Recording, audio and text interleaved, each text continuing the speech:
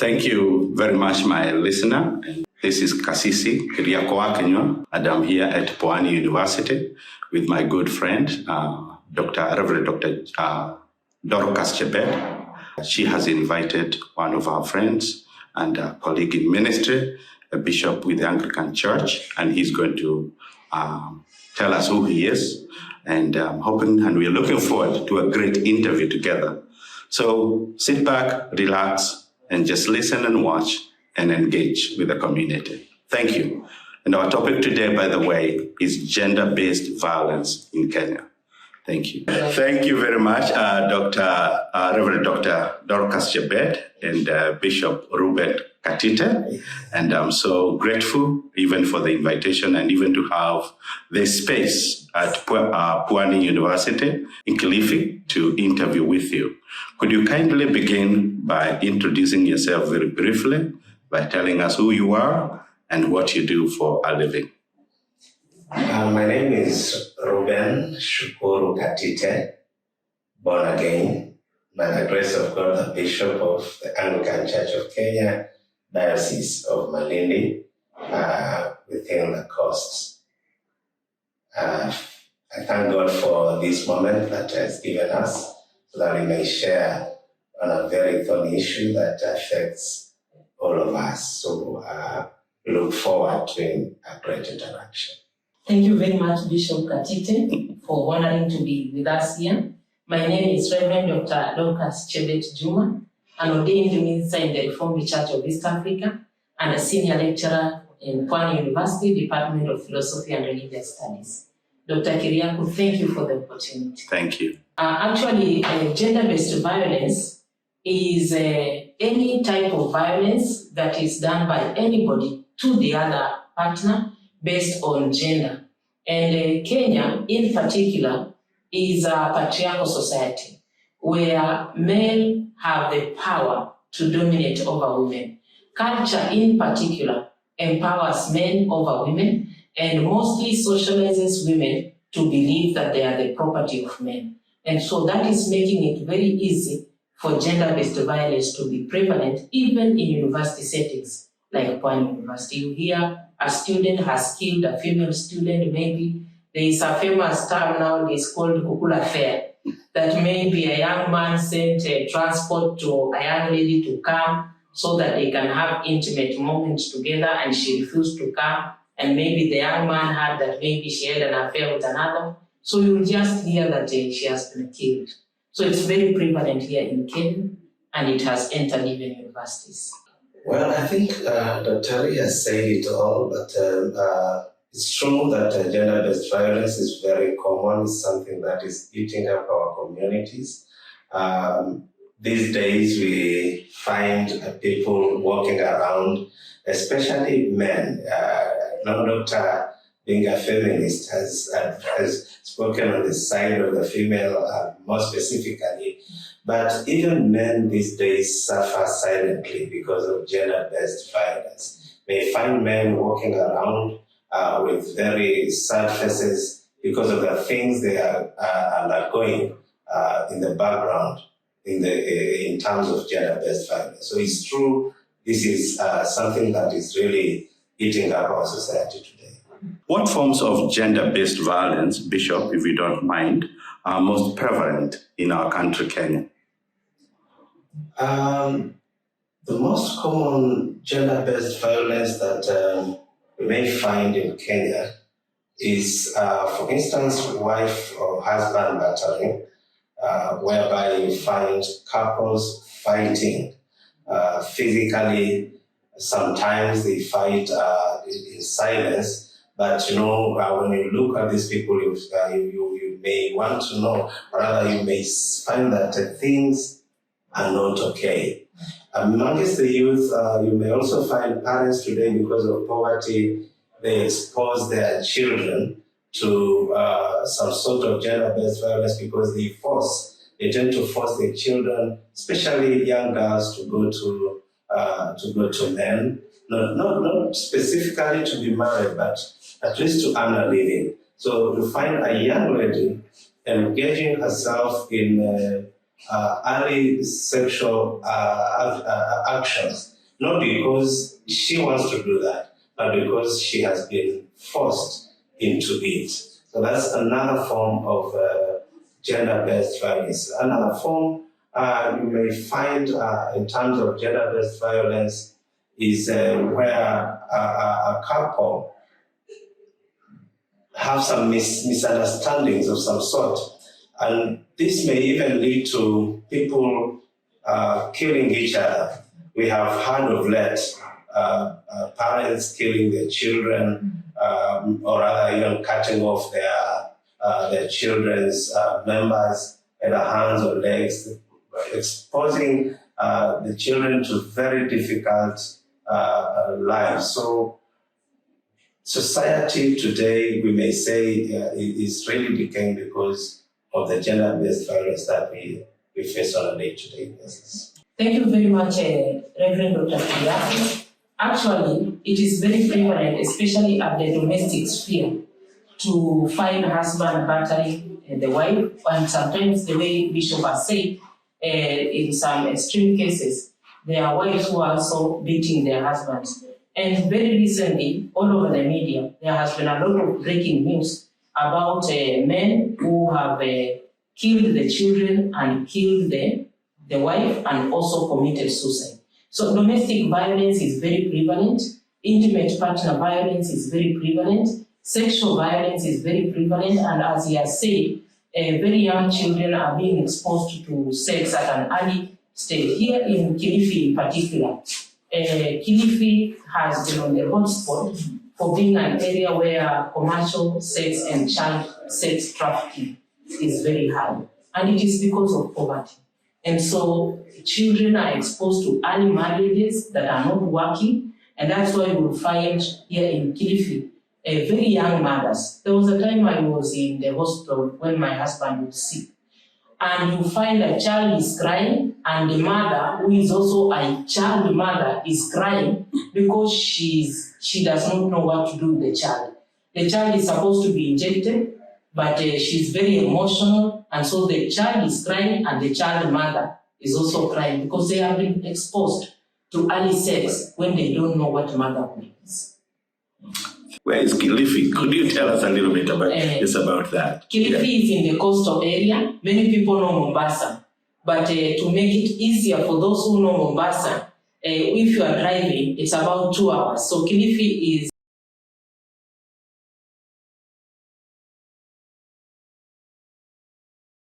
What are some of the long-term effects of gender-based violence on survivors, including physical, mental, and emotional health? Starting off with Doctor. Thank you very much. Actually, people have underestimated the issue of gender-based violence because, like Bishop said, they associate it with women. And so, in as much as Kenya has health policies that allows for victims of gender-based violence to seek healthcare services, ignorance is causing many not to seek the health services about it. So physically, like Bishop said, if a woman is chopped off her hands, those are, and here in Kilifi, women are the ones who work so hard. You'll find them hitting stones so that they can sell the stones, or working in what they call mikorosho, I don't know the name in English, cashew nuts. Okay. So they peel cashew nuts to survive. So if she's chopped off her hands and she's the sole breadwinner of the family, then those are long-term effects economically, socially, and even politically.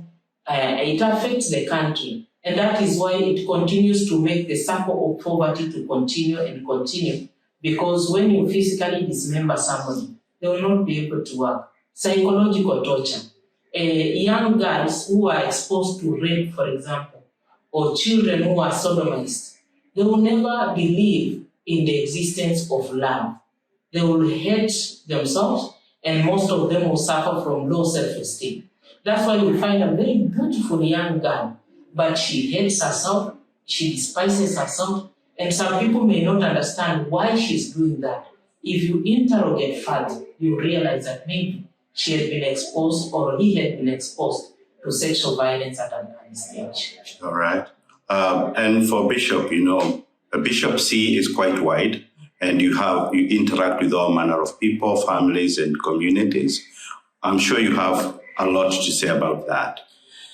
Yeah, just as Dr. Chebet has put it, the effects of gender-based violence is not short-term, it's long-term.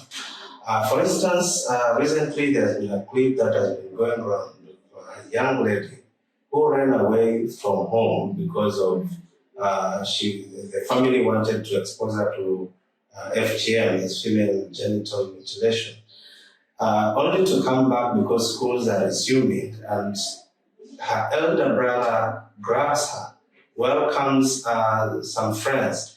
They expose her to thorough beating, and thereafter forcibly mutilates her.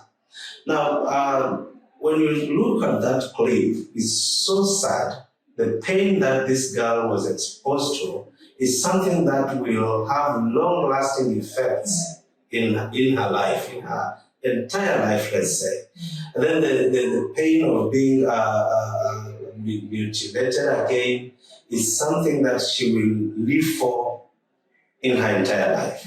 So the effects therein are just at first, because this girl now, her emotional attachments to even her own siblings will not be there. She will always live in fear. And these are things that we have seen in society today. People are not performing as per what they could because of things that they went through in the past.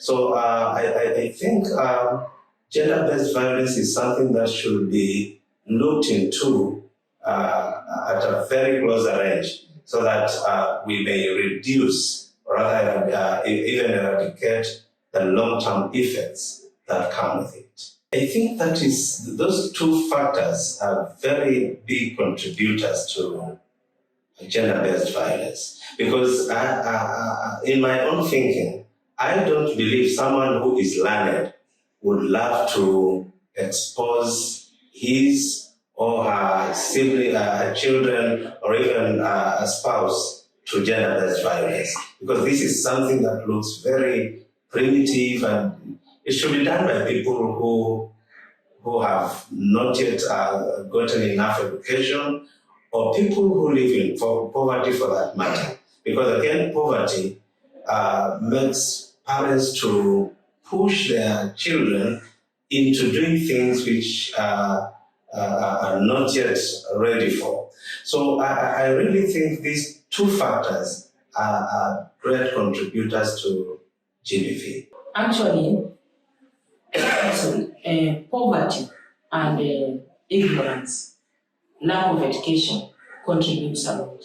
Like I said, Kenya has a very good policy on healthcare that allows for survivors of gender-based violence to seek even medical services for free when it comes, for example, to rape. But because of ignorance and a culture that puts blame and guilt on the victims, it makes it difficult for them to seek help. I want to share this. I have shared before with live interview with you. I personally suffered gender-based violence in the hands of my brother. I have scars in the whole of my body. That's why mostly I put on long clothes and trousers to cover the scars in my body.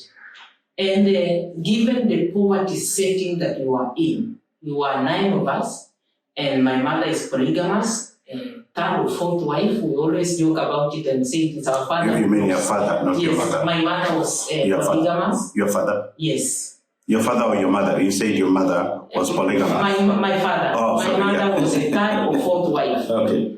And so when poverty hit, it became difficult for our father to provide for all of us. So he went back to his first wife because most of her children did not require financial support. The last born was in the university. But we were now growing up and we needed school fees. And so every time my brother would come home and there's no food, he would beat me, even though it was not my powers to provide for the family. So my mother had to go out to look for food, and since I was the firstborn among girls, I had to make sure that my siblings eat. So when there's no food and he comes and there's no food, he would really beat me thoroughly. And when I reached the age of 13, he would remind me that I should get married so that they can get cows that can help us with the poverty in our home. He would even tell me that there are men who are looking at me and admiring me, that I should be making money for them by sleeping with them. So my mother always reminded me that if I don't get education, my life will never change. And so I always remembered the words of my mother, and I decided to put up with the physical torture that I was going through every day in the hands of my brother. And even when we went to bury my father last year, the long-term emotional effects, we could not even stand close to each other with my brother because of the hatred. I know I am an ordained minister, and people will tell me, you should forgive and forget. They say it that easily. But every time, I would even sometimes break down to tears. It was difficult for us to stay close to each other. So when it comes to gender-based violence, poverty is at the center. Yeah. Poverty is at the center. Wow. Those are two powerful examples, the one that Bishop gave and your own personal life experience. And, I cannot say I feel you, but definitely it's very difficult even listening to these examples. Culture. Okay. Culture contributes a lot. Among the Sabaoth, for example, I am a Sabaoth, the girl child is supposed to be under the boy child. So culture empowers the boy child over the girl child. Culture teaches the girl child how to behave before not just men, but even the boys. And that's why you see in my case, my brother had the power and my mother had no voice, even though he was his son. So culture empowers the boy child even over his own mother. Among the Bukusu, for example, when the boys are just 12 years, when they are being circumcised, on the morning, they are told, they call even their mothers, these women should respect you. These women, and you see when they say these women, the sisters are there, the mother is there, the grandmother is there. So these women should respect you. And they are telling a 12-year-old boy that these women should respect you. So culture, and also the lack of commitment from the government. Like when it comes to the church, Bishop will talk about that a lot. Many churches, you realize that the leadership positions are occupied by men. And by the way, gender-based violence is also prevalent in churches. And so, if some of the leaders in churches, or maybe pastors, male pastors, are the ones who are also perpetuating gender-based violence, they will not give the commitment to end gender-based violence. Instead, they will continue to cover it. So culture, religion, and also biblical texts, they contribute a lot. I think, as Dr. has put it, lust is something that again contributes to gender-based violence, because lusting, I think, is on the high rise as at now. And I think again is prompted by the new culture that is coming in as at now, where people dress very immodestly, exposing their body parts, which again leads to people being exposed to gender-based violence. So I could also attest to the mode of dressing being part of, though they say my dress, my choice, and again, in one way or the other, it contributes to GBV. And yet another thing is our law enforcers.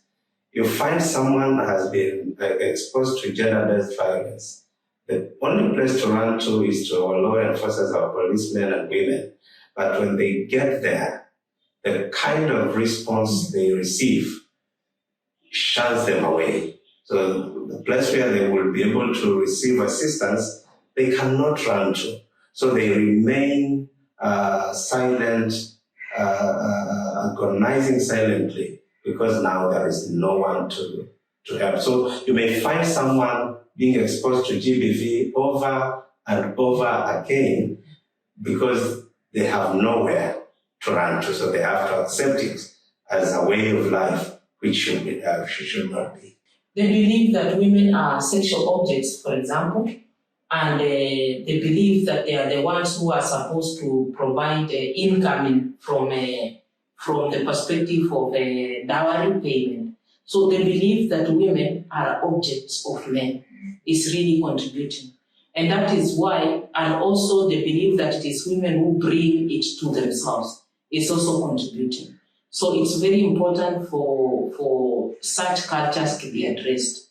And talking about what he was saying about the police, also the policemen, when they are approached by gender-based violence, they also believe that women should not be complaining that they have been raped, for example, and yet they are supposed to satisfy men. So that's why you will find that when a man has multiple sexual partners, the woman will be blamed that maybe she's not having sex properly with the man and such like things. So wrong beliefs and myths when it comes to intimate relationships are highly contributing. So that many male pastors will ask the wife if she complains about domestic violence, for example. They will ask her if she's cooking well to the husband. They will ask her, are you giving her sex very well? So sometimes I wonder how the wives, and some of the wives have even ended up being sexually abused by pastors who pretend that they are teaching them how to give their husband sex properly.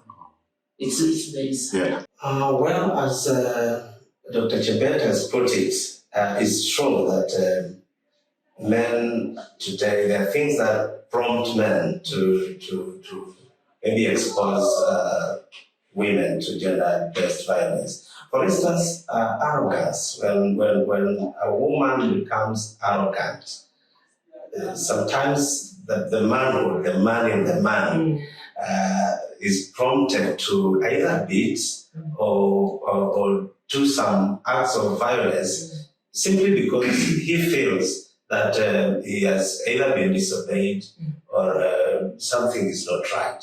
So it prompts them to act in a very weird way. Actually, they believe that a woman is not supposed to speak back to the... And also the issue of taboo. Okay. I nearly forgot that taboo. Can you talk a little bit about that? It is a taboo in many African settings, and especially Kenya, to speak about sex. I remember when I was introducing the Song of Songs, and mostly reading Song of Songs chapter 1 verse 2, kiss me with the kisses of your mouth. When I tell people that it is a woman who is saying that, they are wondering, how can a woman initiate sexual encounters? So it is a taboo to speak about sex, and that is why when a woman has been raped, when a young girl has been raped, it becomes difficult for them to speak about it or even to seek help. And that's why I always emphasize that if women are empowered to initiate sexual encounters, for example, they will also be empowered to say no to sexual violence. You just heard the case that Bishop Katite shared. I watched that video and I cried. I hope you can be able to access it. No, I haven't seen it. Yes, it is a gruesome. Yes. Yeah. In that video, the brother has sought the help of fellow men to descend on a 13-year-old girl. In fact, she should not be 15 years. She's just about 13. If she's elderly enough, she'll be 14 years. She was beaten until she could not cry anymore, just because she had run away from FGM. But when the schools had opened, she decided, let me sneak in and take my things so that I can go to school, because she believes that education is power. And then unfortunately, the brothers find out. This is a recent case, it was in December, I think. Mid-January, this year, 2021. So we are speaking about something that has happened in 2 weeks ago. 2 weeks ago, wow. 2023. Wow. So FGM If I come from Mount Elgon, I went for my ordination on 4th of December. Yeah. And I took some videos of even girls. They are also dancing. They are candidates for circumcision. So it is still there because culture has socialized the Sabbath girl that you cannot be a woman if you have not been circumcised. What they do not know is that circumcision is directly attached to marriage. So when she gets circumcised, if she's in class 8 or Form 1, she will not continue the education. Already, a man has been prepared to marry her who will give cows to the family. Men can play a very big role in stopping GBV. Because as Dr. Chebet has put it in the beginning, men, by the way, we need to admit we are the greatest contributors to GBV, because when you look at the cases around, many cases are about women having been exposed to GBV by men. So men have have a great capacity to stop this ongoing phenomenon, if only they can stand their position. Because I think everything that is happening now in terms of GBV is about people forgetting especially men forgetting their roles as men. Because if men can stand up and take up their roles, their leadership roles as men in the family and in society, this could be one way to bring down the rising rate of gender-based violence. So if men can remind themselves about the caring role that they should play to their spouses and even children that God has given them, this could be a steering rod towards bringing down GBV cases in our country. Resources are there. The resources are there. For example, the Kenyan law in particular directly addresses issues of gender-based violence regardless of gender. But as I said, there is ignorance. Many people do not know about the existence of the laws. Healthcare policies directly addresses possibilities of anybody accessing counseling services. Like, for example, here in Kilifi Healthcare District Hospital, there is a whole center for gender-based violence. It's a rescue center. But not many people are aware about the availability of that resource. So yes, resources are there. The government has put in place a lot of mechanism to ensure that the survivors can get help. But as I said, like the example that Bishop used about the police, mostly 80% of the cases find themselves directly in the hands of the police. You will find that when somebody is raped or is being beaten by the husband or wife, they run to the police. So if it is a man, the police will first of all laugh at him and say, "You are a man. Which kind of a man is this one who is being beaten by the wife?" Yeah. Immediately the man will be ashamed and he will not go further to seek help. The same to women. You will see, she will be told, "You must be disrespectful to your husband. You need to be put in your rightful place." So that makes it difficult for the woman to seek further help. But the resources are there. When you come to Pwani University, for example, Bishop Katite was my student. Pwani University. So in the degree level and master's level, we are keen to integrate the aspect of women in religion and culture. And in this particular course, we teach a very important unit called redemptive masculinity. So redemptive masculinity targets, we call them the boy child. It targets men so that men can be empowered on the redemptive aspects of the power of men. So it's very important for men to be taught that they are not just men, but they are human beings. So that they should not see themselves as super divine who cannot make a mistake and apologize to their wives, or whom their wives cannot. Nowadays they talk about wife material. So they look for a super extraordinary wife. So we also teach the boy child to know that women are human beings and that you cannot get a super divine woman, the wife material. She's just a human being. If you want a wife material, you make a wife material out of the wife you have married. Okay. Bishop, do you have anything to add on to that? Dr. Chebet reminds me of a very important aspect that is not happening today. Yeah.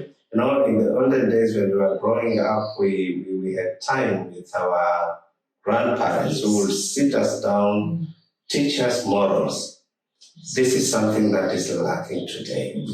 It's really lacking. So if we can go back to our roots and have, as our children grow, we will have time with them and speak to them about life issues.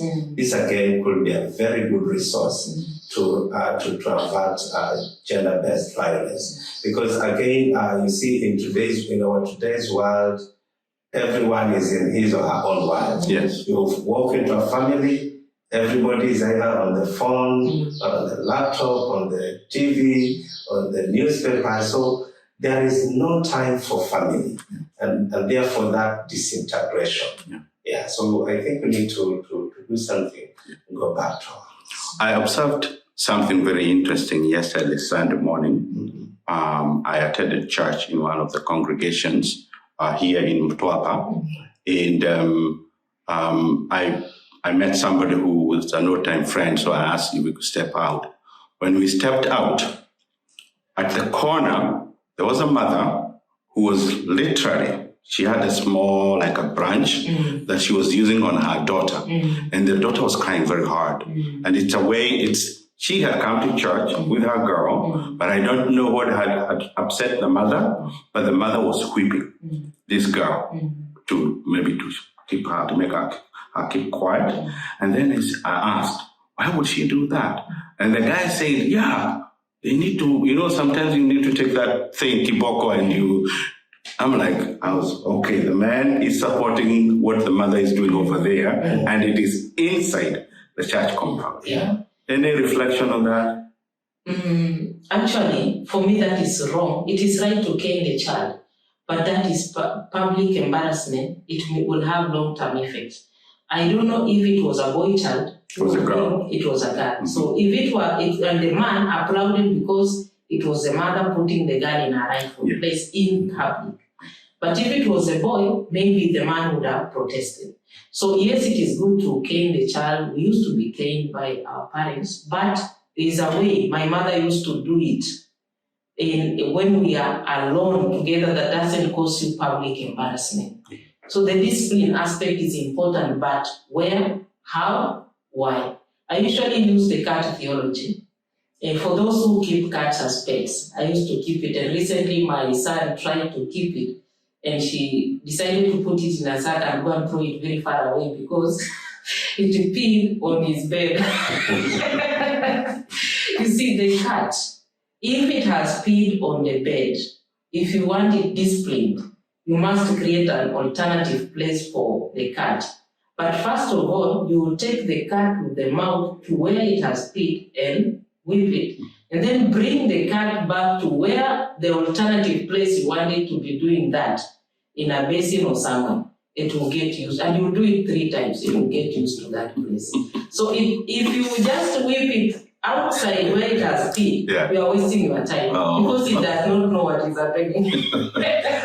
Okay, as a man of God, do you have any reflection on that beating? Well, you see, as I've already indicated earlier, morals are decaying with each and every coming day, because I think in a church compound, in a church setup, with a parent who is God-fearing, beating your child in the face of everyone, I don't think that was right. Because rightfully, maybe as Dr. Chebet puts it, she would have sat down this child privately, tell her her mistakes, then if it's a punishment, then it follows later. So that she knows I'm being punished because of A, B, C, D. And this thing she will never repeat again. But what happened? That means this child will have a very bad impression about church. And that is why, again, we are losing many young people don't want church today because of such things, because that was pure embarrassment. Being beaten in front of our friends. Yes. Yeah. You can imagine the next Sunday they come meet in the same class. Yes. You can imagine how embarrassed and how close this girl would be. So, Dr. Kriya, just one other last thing. Yeah. Do you know that our parents, when we are in church, there is a way they will look at you with the eyes. And that fixes it. There was no need for the case. I know. There is a way your mother will just look at you and you know that I am in trouble. That's right. So when you arrive at home, you start to apologize. Yeah. In fact, discipline is biblical. Yeah.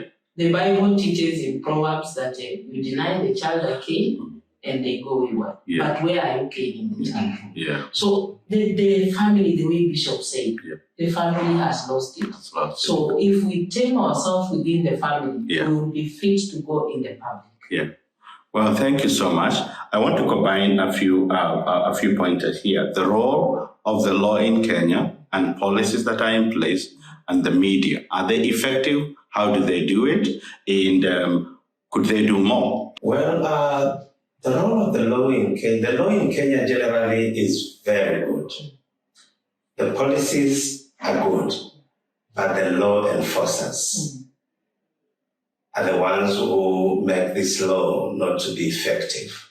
Because as we put it earlier, someone goes with a very good and willing heart to get support and help from the law enforcers because they know that it is their right, according to the law, when they are exposed to gender-based violence, they have to report. But when they go to report, the response that they receive makes them not to even want to make a comeback, even if they're given an appointment. So I think the law is good, it plays a very good role, but again, the law enforcers, and again, you may find cases in court which have really dragged.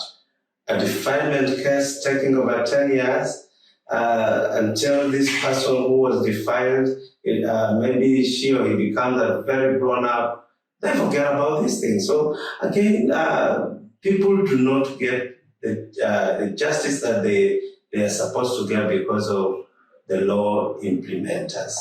And when we come to the media, yes, the media is doing a very good job trying to expose some of the things that are hidden in the background about GBV and trying to create awareness that these things are not right.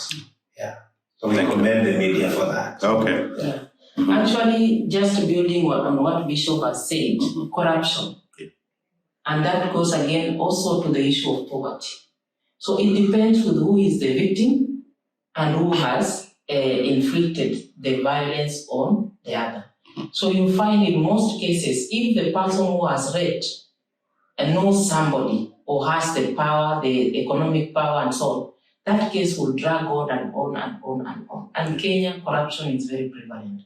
So, and also the attitude towards if it is a female victim, it becomes difficult for them to seek help because they are socialized to believe it is their mistake. So the issue of homosexuality and gay is also, the president said, a non-issue. Yeah. So because talking about sex is taboo. I remember last year, Pwani, a daughter of a colleague of mine was raped. And when we went to report the case, we found a 12-year boy who had been sodomized. And so everybody was ashamed to talk about that thing. But when we dug deep, we realized that the issue of gay and homosexuality is very high in Kenya, but so it has taken the form of rape. And so victims are suffering in silence because if it is a young boy or a man, how do you tell people that I have been raped? How do you report that I have been raped? So the law is there. It is very strong, well pronounced, policies are there, but Other factors contribute to the implementation aspect, corruption being key. Coming to the media, the social media, TV, and so on is very powerful. In fact, I have started a TikTok account. People can follow Dr. Juma. Yeah. And one, apart from using it... At Dr. Juma or Dr. Yes, Juma? at Dr. Juma, Okay. at Dr. Juma, DOCJUMA. So, partly I'm using it to sensitize people on gender-based violence, different forms of gender-based violence. But one of the key ones that I'm capitalizing in, I am targeting male pastors, and this one is not to be biased. I have been saying that male pastors have been teaching women how to behave so that they can keep their husbands, so that their husbands cannot go outside their marriage. And I'm also teaching husbands how to behave so that they can keep their wives. So that we can also minimize gender-based violence. So social media is powerful. When you go to TikTok, for example, a lot of teenagers are on TikTok.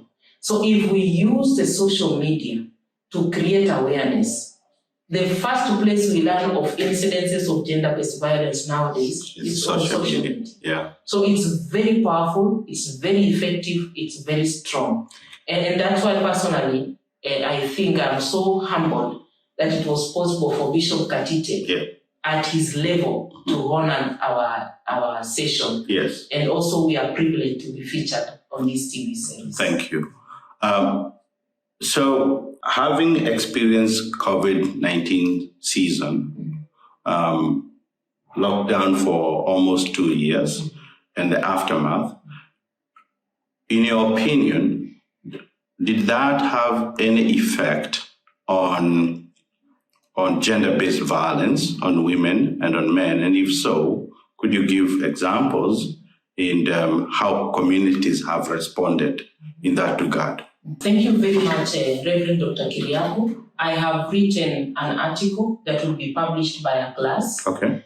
And I have used 2 Samuel chapter 13, the story of the rape of Tamar, to address the issue of gender-based violence during COVID-19. Lockdown, in particular, confined families within settings that exposed most of them to gender-based violence, specifically sexual violence. Here in Kilifi was actually the leading county on early pregnancies, I think. And most of the cases are actually incest. Most of the cases are incest. Actually, Kilifi and Busia County. And Busia County, there was a particular case in particular where the father impregnated 2 of his own daughters during COVID-19.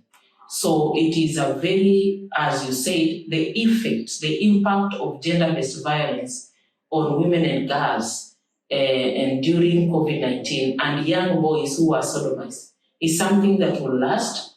And I can see people have moved on, but not much is being said about now the survivors of gender-based violence.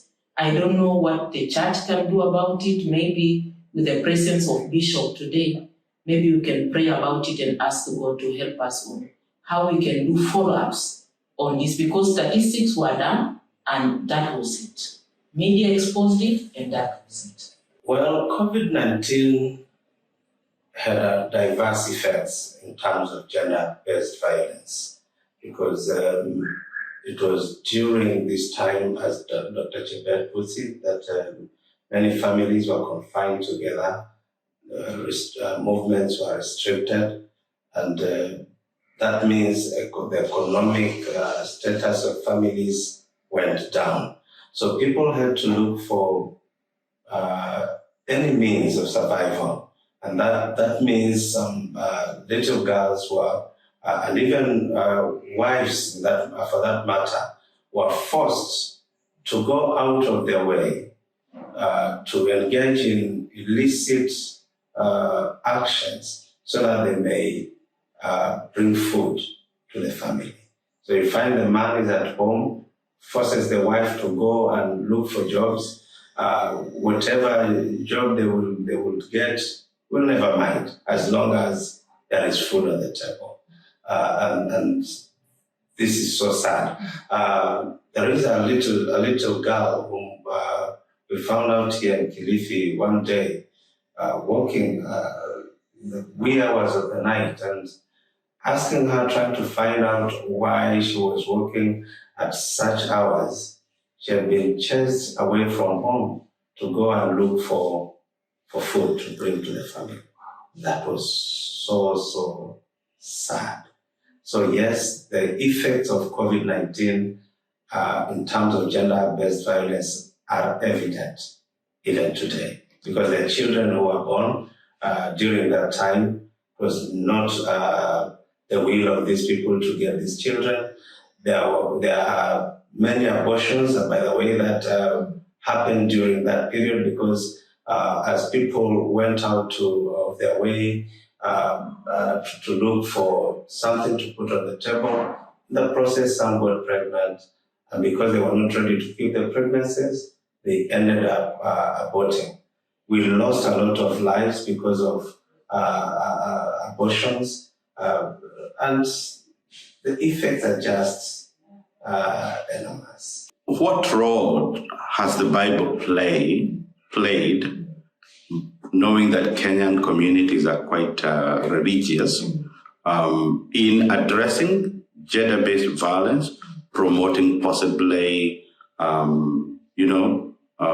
promoting, you've talked about Tamar, yes. promoting even that gender-based violence, or trying to help mitigate in various places. Before we come to the institution church itself and how the church is dealing with it. Theology is a wide perspective. So when it comes to, first of all, I look at it from the perspective of mitigating. So one of the key aspects that we are using to promote a positive address to gender-based violence is doing Bible studies in ways that are liberating. So we target specific biblical texts that are rarely used in the church, but they speak directly on issues of gender-based violence, specifically rape.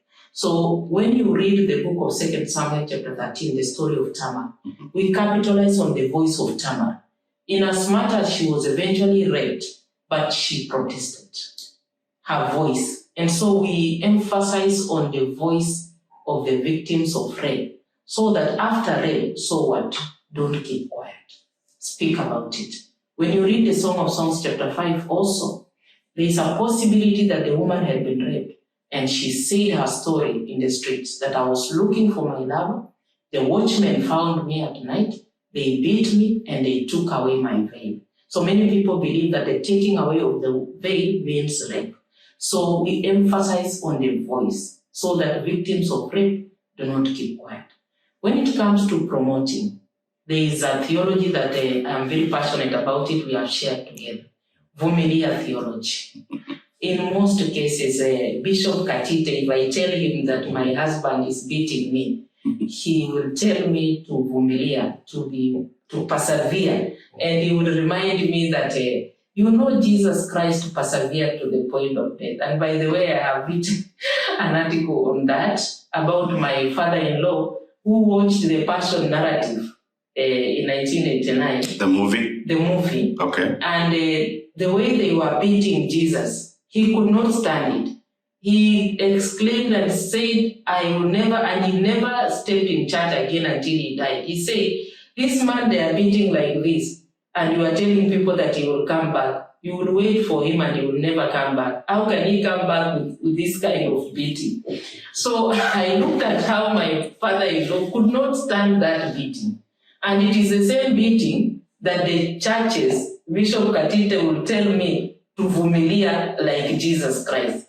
And for sure, many women have died trying to pray for their husband. So we have spiritualized domestic violence, gender-based violence, and taught women to persevere. and yet some of the things need legal address. I'll just use the other example. I know Bishop is very passionate and he cannot take people to Vumilia. Yeah. Before we go to Bishop, what do you think of the passage in Genesis where Lot offered his daughters to the men of Sodom? Yes, we use that one also, but from a liberating point of view to condemn such cases. We also have Judges chapter 19, where this old man was offering his virgin daughter and the concubine woman to the men of the city instead of the men who are in the house. Yes, we use that to expose how the culture treats women as items, objects of sexual desire, or use them to protect the dignity of men against the dignity of women.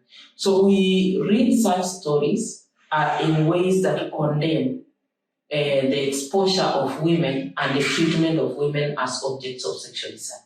So liberating aspects of theology, we call it liberating theological discourses. They are very important when reading scripture. Thank you. Bishop? Thank you. I concur with Dr. Chebet that these days there is nothing like Vumilia, because we have seen husbands killing their wives, killing their children, locking them in and putting the house in fire. And these days I tell people, if you see any red signs, please take precaution. You don't have to stay there and die before your time. And God has a divine plan for you. So I think it's about time that mental health is really taught to people. Because I know many of these things are happening because of how ill mentally people are. Because the things that are happening around are not just normal things. Yeah. I don't believe that one can just wake up and take a panga, kill his entire family for no reason. So it's about the mind because of the things that people are really going through, and something has to be done. We need to stop telling people Vumilia. Yeah. We need to tell people to take a break so that they can think about their relationship. They can think if this thing will work or not. Because could be these people have gone into that relationship not because they were willing, but because they were forced someone. Yeah. And they have now realized that this thing is not working. It was not meant for me. They can't just force someone to stay put while they are undergoing torture in that family setup. So for the institution, church, faith-based communities, what are they doing? This is one individual, but what are the churches doing to help not only support the survivors and, also, promote, healthy relationships in our community? Well, as we have already indicated earlier, that moral decay is norm of the day. The church today is busy trying to create awareness through the Word of God, teaching people on the right morals, trying to trace our morals, our good morals, and trying to see where we lost it. So awareness is on top of the list of the things that the church is trying to do. And then counseling, again, like of late we have established a whole counseling ministry within our church where people who are exposed to gender-based violence can come and receive counseling so that those who have lost hope can again find hope even in this hopeless world. In times where they feel like they have lost it all, when they go through counseling, they are able to come up again and to have that hope that yes, I can do it again. Again, the issue of mentorship, we are looking for people who can serve as living examples, people who can be emulated, people who people can follow after. These are living examples, and we thank God so far, so good. We have started a life empowerment program as a diocese, where we have a director of the same, trying to engage our communities, our society, and bring in those people who have been disadvantaged, so that we can help them to find themselves once again and live a meaningful and dignified life. In Kilifi County, there is that thing known as disco matanga, which again has caused a lot of harm. So what is disco matanga? I have no clue myself, so so even our viewers might not even know. Whenever someone dies, there is that culture where whenever someone dies, the body is taken from the mortuary, and instead of being buried the same day, there is an overnight kesha where songs and especially music is brought, music system is brought, and you find it attracts many young people who come to that night vigil, not necessarily to play the music, but to enjoy themselves. And out of that, a lot of harm has happened within Kilifi. We find a lot of school dropouts, and the morals have really gone down. People, very young people, engaging themselves in drugs, and many young, we are almost losing our whole generation. So the church is trying to, that's why we came up with that life empowerment program, to try and teach our young people, and even the elderly who have been disadvantaged in one way or the other, to at least find themselves once again. Yes, actually in the university setting, as I said, we are using teaching as a model, and I took the teaching a step further. Before I even started my TikTok account, I already have my YouTube account where I put students to do small skits, which we post on the YouTube account. You can search it by just searching Dorcas Chebet Juma.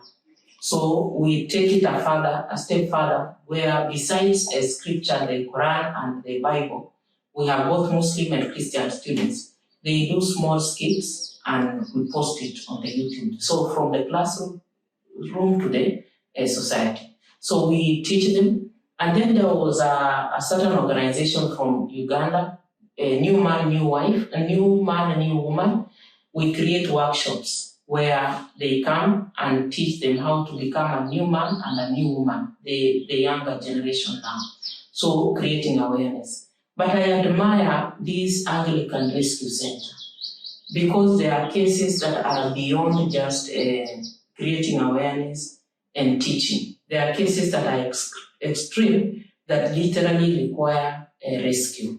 So those are aspects, and we are also very active. I know Bishop Katite is very really tapping the resource of our MP Owen Bad. He is a very good person, and we also tap into the local government to see how can we help extremely poor families to get school fees, because you see, if education is not integrated into gender-based violence, so that those who are extremely poor can get scholarships to study, it will be difficult. So we need long-term solutions. Do you have a last word? Well, gender-based violence is a thing that has really disintegrated society.